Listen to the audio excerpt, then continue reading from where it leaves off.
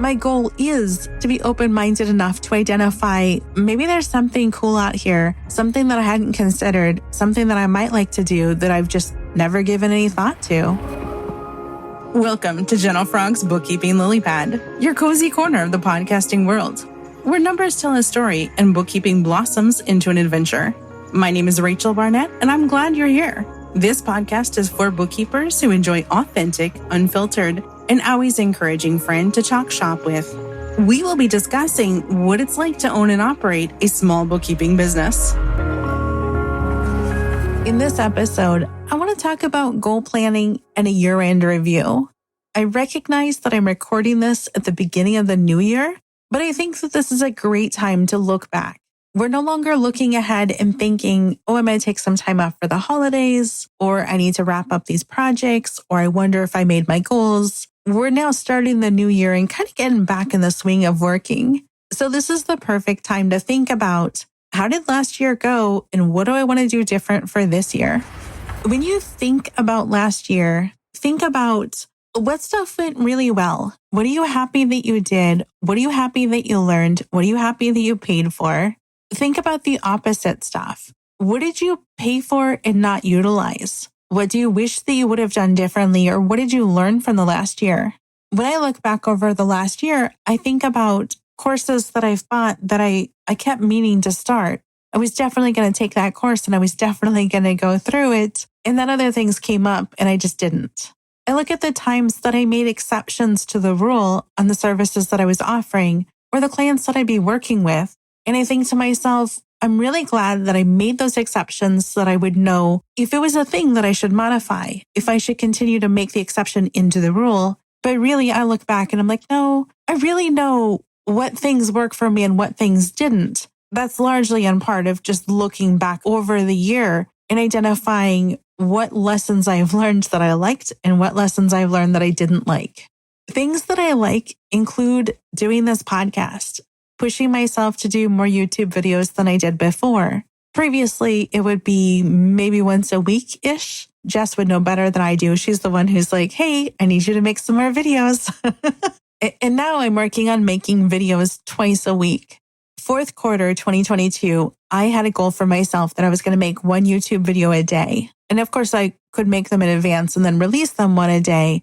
When I got to the end of it, when I got to January 23, I'm like, that was terrible. I'm glad that I did it, and I barely made it only because Jess sliced and diced some stuff together. My goal for myself was hard and unrealistic. I'm glad that I did it. I'm glad that I tried something, but also looking back, I'm like, I'm not doing it again.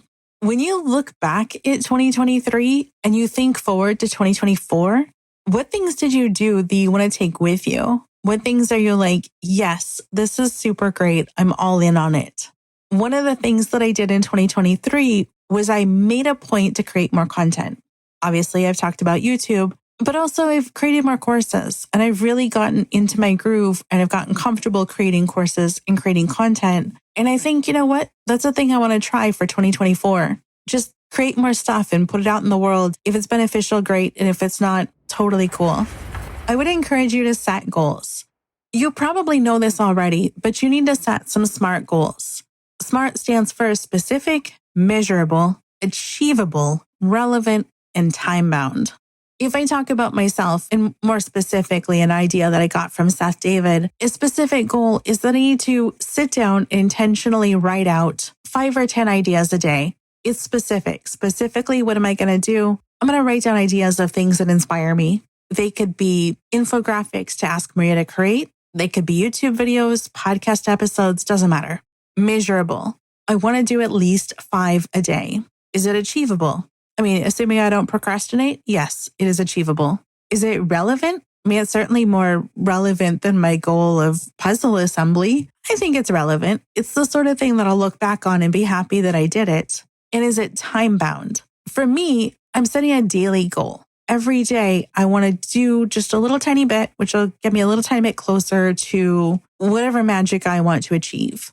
For 2024, I don't have specific ideas in mind of what that magic is going to be. I want to allow myself to be open and free and just see what strikes me. My goal is to be open-minded enough to identify maybe there's something cool out here, something that I hadn't considered, something that I might like to do that I've just never given any thought to. In my office, you won't see it because it's behind the door. I have a giant piece of paper. It's like 2.5, 3 feet across and then maybe 4 feet down. And I just doodle things. And then every so often I'll take a picture of the thing or I'll make a recording where I show the thing. And I send it to Maria and I'm like, I want this. Like, can you make me a graphic that conveys this information? This is just stuff that entertains me. It gives me energy. My goal to be creative could provide me with magical, amazing opportunities, or it could just provide me with energy, which gets me through the day and helps me help more people with the things that they need help with. When you think about setting your goals, don't worry about whether or not it's a goal that's going to impress someone else. Once you've identified what your goals are, you should really come up with some sort of action plan and motivation. How are you going to make the goal happen? For me, I have an online journal I use, and I'm just going to make an entry every day. And every day I'm going to say, here's today's date, and here's my ideas for the day. And then later, if I want, I can peruse it and come up with ways to turn my ideas into things. But for me, my action plan is just knowing in the morning, sit down at the desk, write down a handful of ideas, leave the tab open just in case more ideas come up throughout the day. But I know that I've done the thing before I've even checked my email. And my motivation is that it's so small and so easy and so doable. I know that I'll feel better for having had done it. And I also know that I'll feel better because it's going to be a thing that I've accomplished. I look back to the courses I purchased in 2023 and stuff that I just didn't finish, and I feel bad about that. I don't need more things to make me feel bad. So my motivation here is just committing to myself a thing that I can easily do and committing to myself that I will do the thing. I purchased the Bulletproof Notion project from Nerd Enterprises. It comes with a Slack group, and within the Slack group, an amazing woman, Mariette Martinez, posted in Slack, many people are going to be reflecting on how 2023 went and what they might want for 2024. I want to read to you a portion of what she wrote because I think this is really great. I can't take credit for it, but I love it so much. She said, questions to reflect and respond to. What were your biggest lessons from 2023? What is something you are proud of and you want to celebrate? What is something you want to do differently in 2024? What really worked and you want to keep doing? What didn't work and that you just want to accept that you learned from it and release it for the new year? I love this. I would love to hear yours. I would love it if you pop into the Facebook group, Gentle Frogs Bookkeeping Lily Pad, and just let me know, what did you learn? What are you doing? What changes? Anything that you want to share. My biggest work lesson from 2023 is really to stick to my boundaries. I do let the boundaries get a little bit wiggly. Sometimes we take on clients that we think maybe possibly it's a good fit, but I think we've done a really good job of identifying when things don't feel right and when it's not working for us. When I complain to my therapist about things that bother me and that conflict with my boundaries, she reminds me that it's not conflicting with something arbitrary, it's conflicting with a value. And so a lot of times for me, when I talk about my biggest lessons and how I want to enforce more boundaries, my values are things like respect, honesty, and treating others the way you'd want to be treated. Those are pretty straightforward. Those are things that I think anybody can understand. When we take on a client or we put ourselves in a position where we're not being respected or our client isn't being as forthright and honest as we'd like, those are often situations where I think, I don't really want to work with this person. It doesn't feel right. It's not aligned with what I want to do and what I want to support. Question number 2 is, what are something you're proud of and you want to celebrate? Man, I'm proud of my team. I'm proud of everything that we have done. Gentle Frog at its core is a very, very small business. There's myself, there's Megan, and there's Jess. We have a handful of other people that help us on a very limited basis, and we are so grateful. Every time Maria, my graphic designer, says, yeah, I'd be happy to spend an hour working on this thing for you, no problem.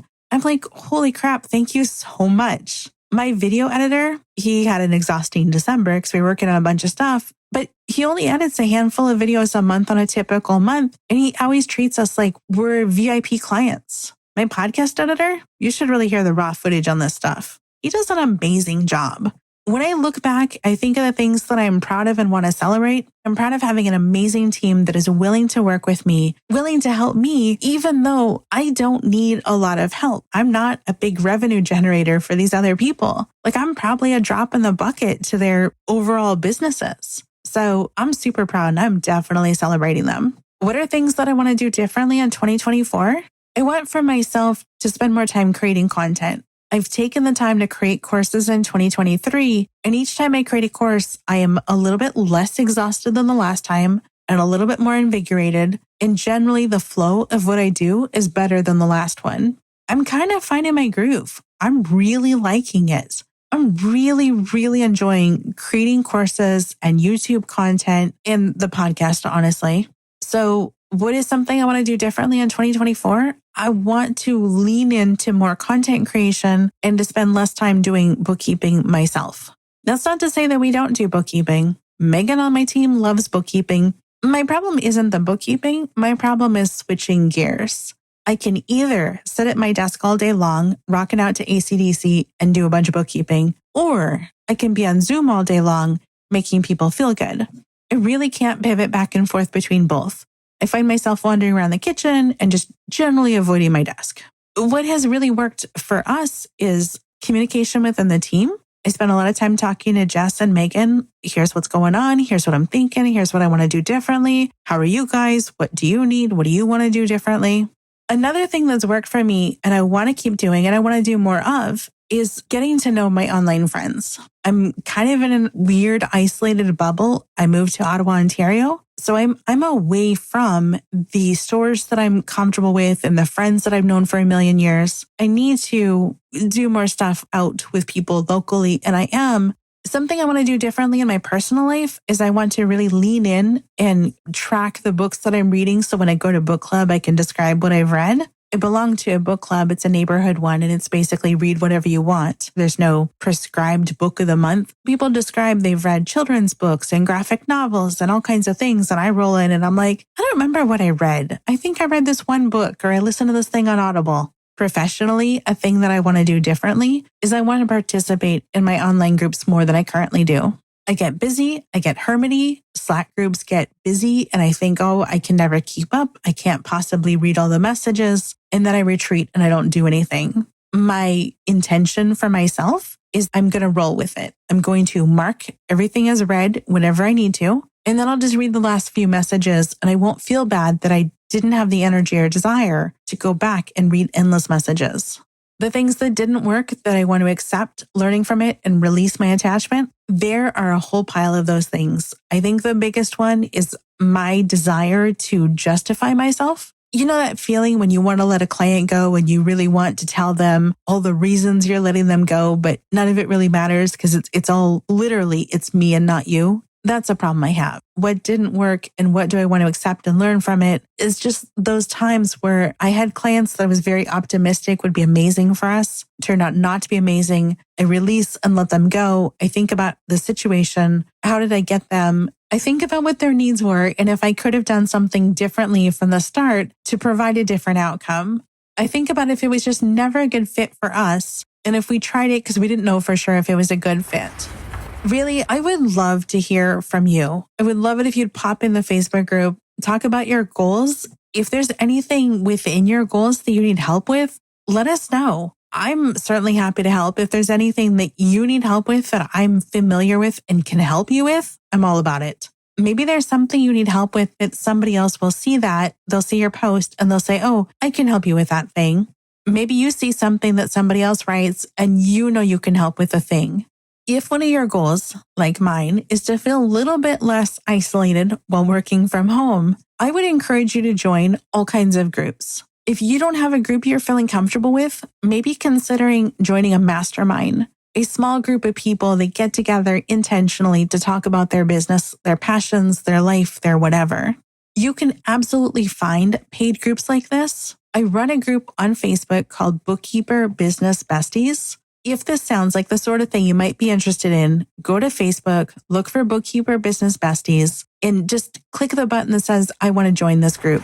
Before I let you go, I want to wrap up what we've been talking about. I think you should look back on 2023, what worked, what didn't work, What are you going to keep doing for 2024? Set yourself some sort of goals. It could be big and scary. It could be small and manageable. You know your personality.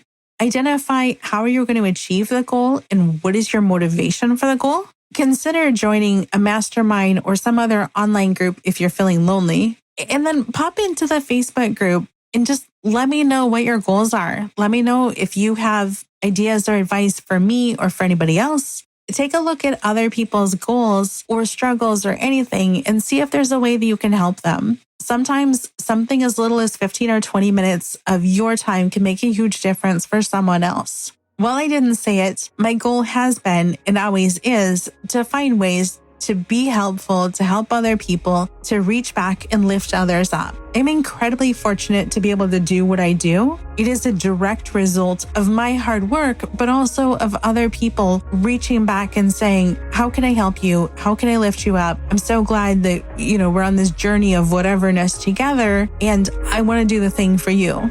So I'm forever paying it forward or paying it back, however you want to think about it. If I can be helpful, please don't hesitate to let me know. Thank you so much, and here's to looking forward to 2024.